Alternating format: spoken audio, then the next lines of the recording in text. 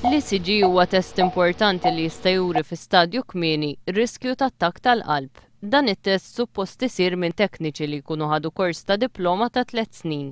Iżda fl-isptar Ġenerali ta' l-affarijiet mhux qed isiru b'dan il-mod għax m'hemmx biżżejjed tekniċi. Il-Ministeru għal Għawdex qabad lill-infermiera li m'għandhomx kwalifiċi biex jagħmlu dan it-test fuq il-pazjenti. Minflok iħallashom ta' dan ix-xogħol ta' kull test il-Ministeru kien qed joffri lill-infermiera sija time off in lieu. L-Unjen tal-Infermiera u l-Qwiebel tajt li minkejja li rrappurtat dan il-każ lill-Uffiċċju tal-Prim Ministru baqgħet ma ttieħdet ebda azzjoni. Aħna konna ktibna l-Uffiċċju tal-Prim Ministru meta smajna li hemm ECGs qed jittieħdu mill-infermieri.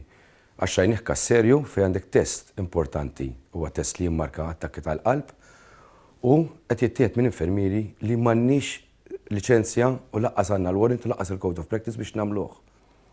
Minnaħa tal-Uffiċċju tal-Prim-Ministru ma ħax passi kontra l-Ministerju ta' li ħaġa tal-għaġeb rajna li l-Ministerju ta' qed jitrattaw il-pazjenti Għawċin bħala pazjenti tal-klassi meta jusa ma' Malta. L-Unjen tajt li għandha biżżejjed provi li juru t-tixħim li qed iseħħ fl-isptar ta' bil-barka tal-Ministeru.